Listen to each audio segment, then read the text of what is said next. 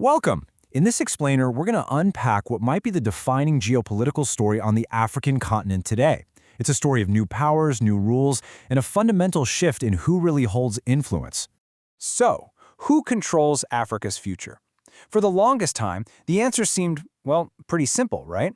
It was a story of competition between the established global powers. You know, the US, China, Russia, their flags were the ones you'd see planted all over the continent's map of influence.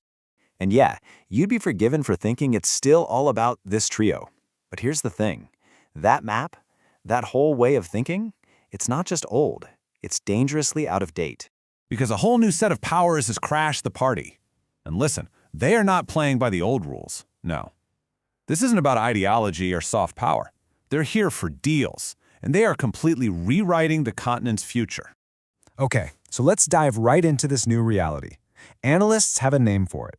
A transactional realignment, and it's basically a complete rewiring of the power dynamics across the entire continent. So what does that actually mean? Well, forget about spreading democracy or communism. This is a much more pragmatic and, honestly, often brutal grab for power. We're talking about a race for resources and strategic assets, everything from ports and farmland to gold mines. And this is what's so fascinating. This slide really lays out who the three main players are driving this massive shift. You've got the United Arab Emirates, Saudi Arabia, and let's call it a recalibrated, more hard power-focused Israel. And the consequences? Well, this slide illustrates them perfectly. Their competition is literally fracturing the continent, creating these incredibly dangerous new fault lines. Just look at North Africa. The whole region is splitting into two rival military-industrial camps.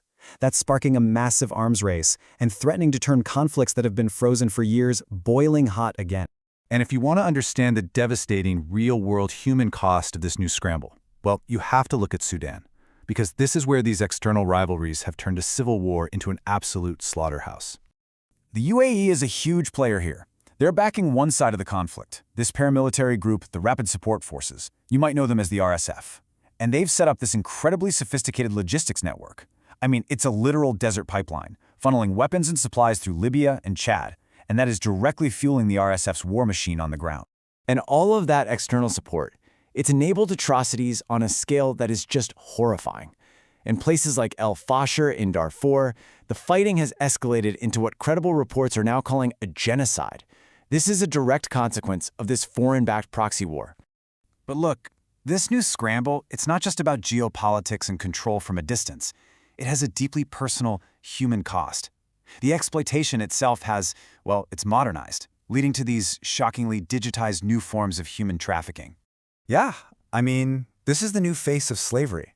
You have Chinese organized crime syndicates who've been squeezed out of Southeast Asia, and now they're just relocating their entire operations to Africa. They're setting up these scam compounds where educated, young Africans are lured in, trapped, and then forced to become digital criminals. And here's the crucial point. It doesn't matter if you're an educated young person being forced into cyber fraud in a Lagos compound or an East African migrant worker building Saudi Arabia's futuristic cities like Neom. The mechanism of control is tragically the same. It's all about trapping vulnerable people through debt, through coercion, and through systems like the Kafala sponsorship law. So, when you start to connect all these dots, from the proxy wars to the digital slavery to the labor exploitation, a really grim picture starts to emerge. What we're seeing is the partitioning and the commodification of an entire continent's resources, and that includes both its natural resources and its human ones.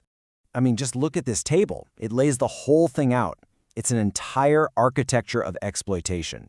You've got the educated youth trapped in virtual slavery. You have conflict veterans being recruited as mercenaries, and you have local farmers being displaced so their land can be used to grow food for export to the Gulf while they themselves are facing famine. Everything and everyone is being extracted. So that's the stark reality of this new scramble. It's a 21st century system of control where national sovereignty just gets steamrolled by private contracts and foreign money. It's a system where human beings are treated as just another resource to be exploited using the very latest technology. And all of this leaves us with one final, chilling question. In this new transactional world, where it seems like an entire continent is up for sale, where every person has a price tag, what is the final price? And maybe more importantly, who is ultimately forced to pay it?